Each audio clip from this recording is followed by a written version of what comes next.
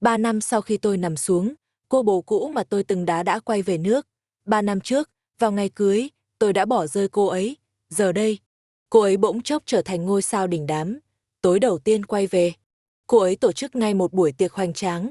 Tôi biết cô ấy muốn chứng minh cho tôi thấy là cô ấy hận tôi cỡ nào và căm tôi vì đã chuồn mất ngày cưới. Để xả cơn giận, cô ấy không ngừng hành hạ gia đình và bạn bè của tôi, đủ mọi cách để lôi tôi ra mặt. Cuối cùng, cô ấy cũng đạt được ý nguyện khi thấy tôi. Nhưng khi cô ấy nhìn thấy bức ảnh đen trắng trên bia mộ thì cô ấy phát điên.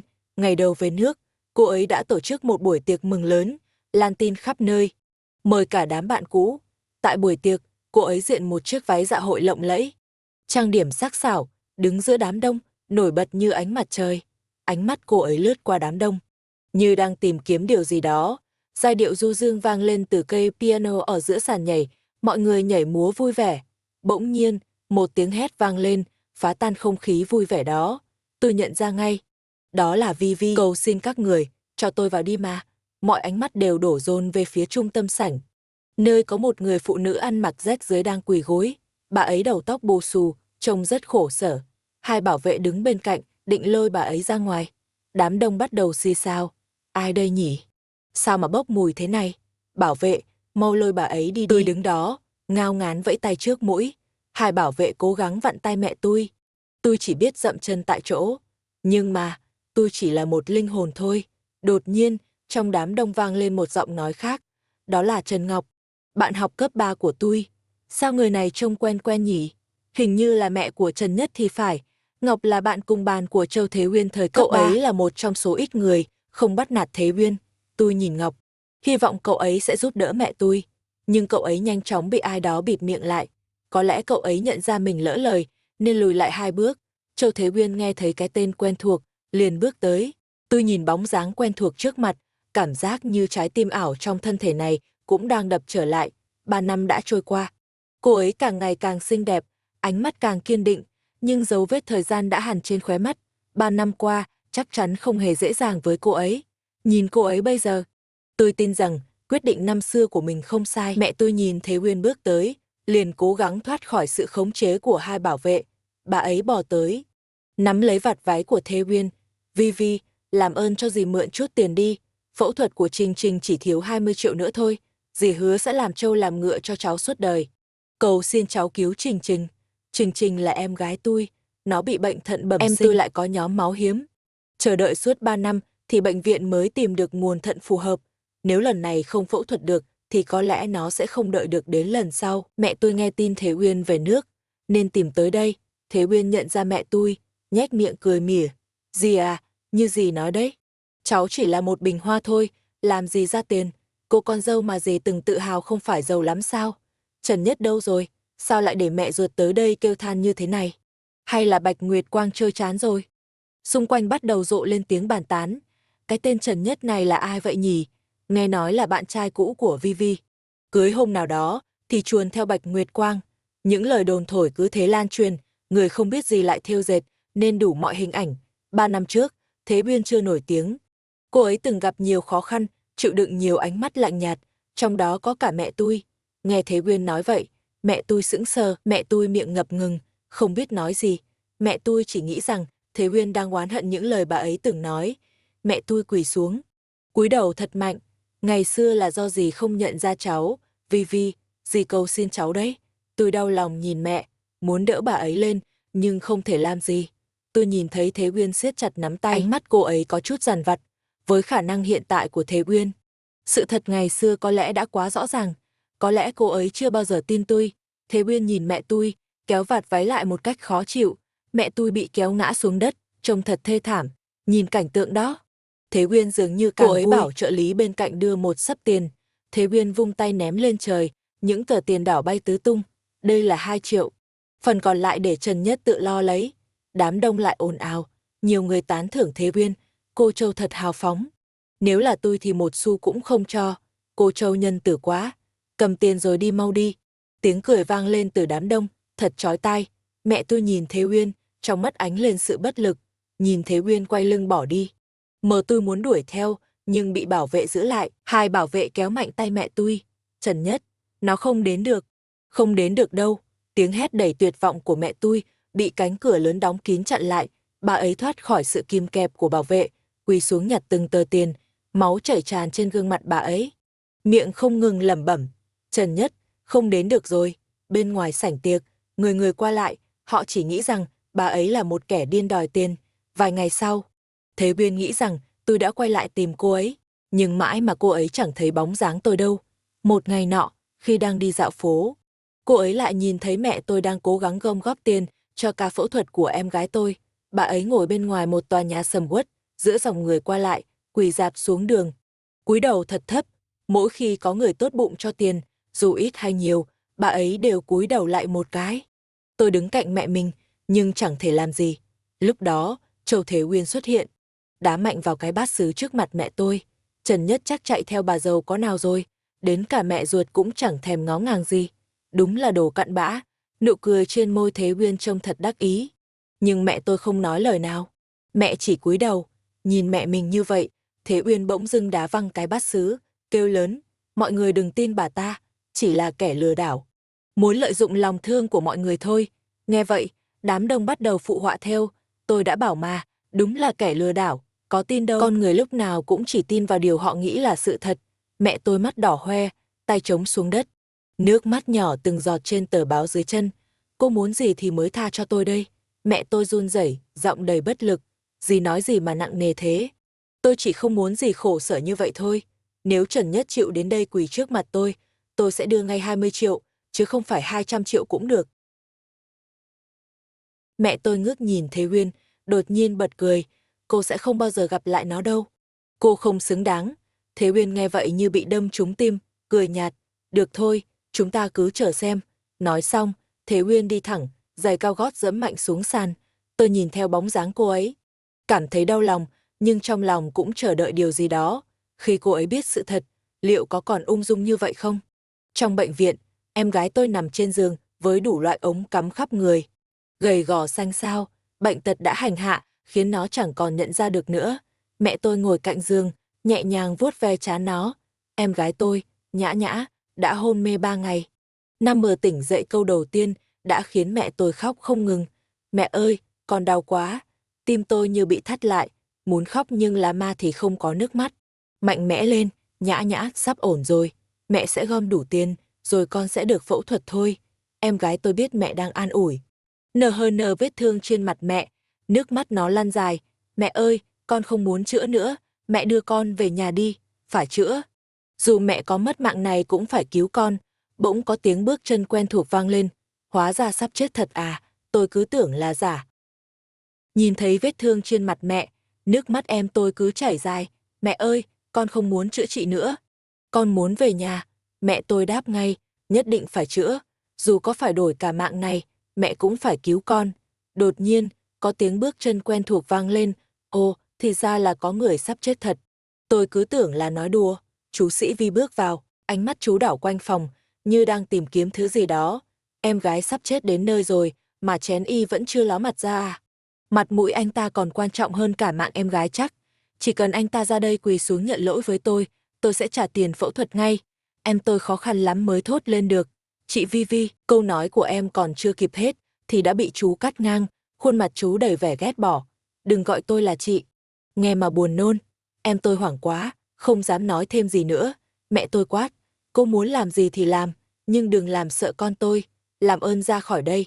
Chỗ này không hoan nghênh cô, nhưng chú Sĩ Vi thì không để yên, thế là các người cũng không cần tiền phẫu thuật luôn chứ gì. Mẹ tôi như quả bóng xì hơi, đứng khựng lại. Chú Sĩ Vi cười khẩy. Gọi ngay chén y đến đây, có anh ta thì Thành Thành sẽ được phẫu thuật ngay.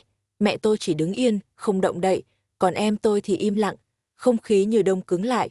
Tôi nhớ về ngày mình qua đời, lúc đó, tôi đã nhắn tin cuối cùng cho mẹ, dặn rằng đừng nói cho chú Sĩ Vi biết tôi đã chết, vì sợ chú ấy sẽ gặp nguy hiểm.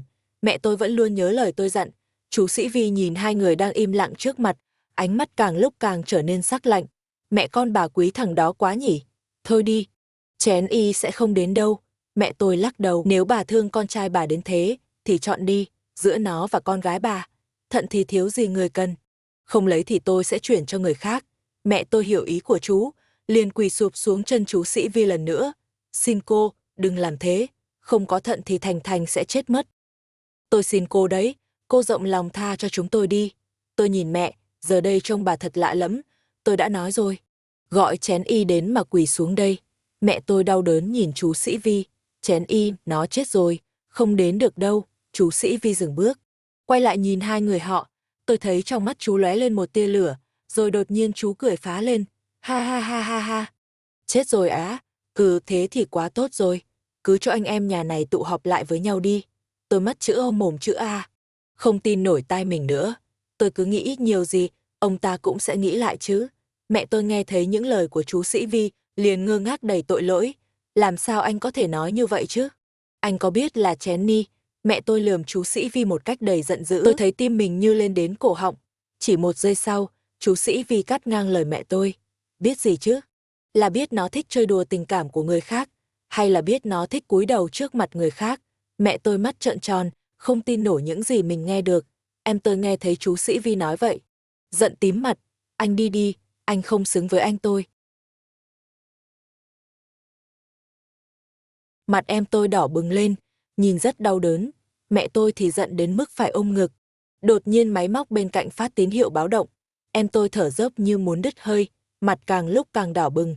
Bác sĩ, mẹ tôi gào lên như điên. Sau đó em tôi lại bị đẩy vào phòng ICU. Chú Sĩ Vi hừ một tiếng đầy khinh miệt. Chết già mà cũng bịa được, đúng là toàn người xấu xa. Tôi đứng nhìn cái màn kịch lố bịch này mà không thể làm gì. Chết thì càng tốt. Tôi còn mong hắn chết cho xong. Tôi cảnh cáo mấy người lần cuối cùng, muốn có tiền phẫu thuật thì ngày mai bảo chén y đến cúi đầu xin lỗi. Mạng sống của con gái mấy người đang nằm trong tay mấy người đó. Còn nắm được hay không thì tự lo liệu nhé. Nói xong, chú Sĩ Vi quay gót rời khỏi phòng.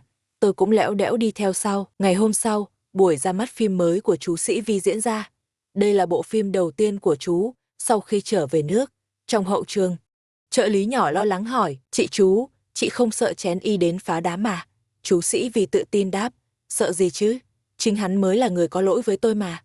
Mấy ngày nay chuyện tiệc tùng bị đồn ầm lên rồi. Tốt thôi, cứ để phóng viên chụp hình cái bản mặt hắn cho đã đi. Càng thêm nổi tiếng. Trợ lý nhỏ nịnh nọt, đúng rồi chị. Thế còn tăng thêm lượt theo dõi nữa chứ? Chú Sĩ Vi gật gù, hắn đáng phải bị như thế, chạy theo bồ nhí đến nỗi không móc nổi, 20 triệu ra thì đáng đời. Thì vốn dĩ anh ta đã làm sai với tôi trước mà. Mấy chuyện ầm ĩ ở buổi tiệc mấy hôm trước, cứ để báo chí làm cho rõ ràng bộ mặt thật của anh ta. Trợ lý nhỏ xinh xắn đang tỉ mẩn dặm, lại phấn cho chú Sĩ Vi, miệng liến thoáng. Chị chú này, để xem vụ này còn câu được bao nhiêu view nữa. Đó là cái giá mà anh ta phải trả. Có kẻ bị đòi nợ chạy té khói, đến 20 triệu cũng không có mà trả. Đúng là đáng đời. Tôi cười chua chát nhìn chú Sĩ Vi, ước mơ của chị ta e rằng sắp tan tành rồi. Đột nhiên, điện thoại của chú Sĩ Vi reo lên. Tôi nhìn màn hình mà đắm chìm trong suy nghĩ. Trên đó là tin nhắn tôi đã gửi cho chị ta vào ngày cưới. Chú Sĩ Vi, chúng ta chia tay đi. Người tôi thích là Lâm Cầm. Cô ấy mới là ánh trăng sáng của tôi. Hôm nay tôi sẽ cùng cô ấy chạy trốn. Phần dưới của màn hình khóa là bài đăng trên WeChat của Linh Cầm vào ngày hôm đó. Cùng nhau chạy trốn lên mặt trăng nhé. Tim tôi lại thắt lại một lần nữa. Lâm Cầm là bạn thân của chú Sĩ Vi. Cả ba chúng tôi đều là bạn cùng lớp cấp 3. Vào ngày cưới, Lâm Cầm đã gửi cho tôi một thư mục chứa những bức ảnh riêng tư của chú Sĩ Vi và yêu cầu tôi phải đến địa điểm chỉ định trong vòng nửa tiếng. Nếu không, cô ấy sẽ tung những bức ảnh đó lên mạng. Lúc đó, chỉ còn nửa tiếng nữa là lễ cưới bắt đầu. Linh Cầm như cố tình chọn thời điểm đó. Tôi nhìn chú Sĩ Vi trong bộ váy cưới đẹp đến mê hồn. Ước mơ của chú Sĩ Vi là trở thành ngôi sao lớn. Và đây là giai đoạn sự nghiệp của cô ấy đang trên đà phát triển. Cô ấy sắp ra nước ngoài du học. Tôi biết rằng nếu những bức ảnh đó bị phát tán, sự nghiệp của cô ấy sẽ bị ảnh hưởng nặng nề. Vì vậy, tôi đã đi tìm Linh Cầm. Nhưng rồi cũng bị cô ấy lừa gạt. Linh Cầm đã sử dụng điện thoại của tôi để gửi tin nhắn cho chú Sĩ Vi. Sau khi đọc tin nhắn, chú Sĩ Vi đã ném bỏ tất cả những gì liên quan đến tôi và đi ra nước ngoài. Khi chú Sĩ Vi vừa xuất hiện, đám phóng viên đã lập tức hùa đến.